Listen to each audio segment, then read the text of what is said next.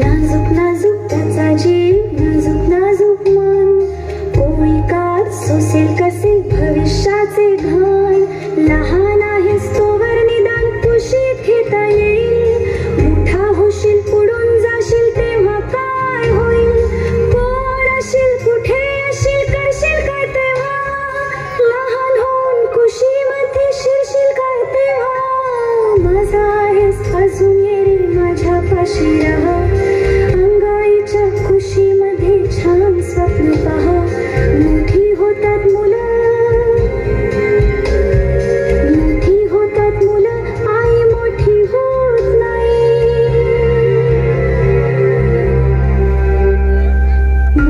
होतात मुलं, आई मोठी होत नाही.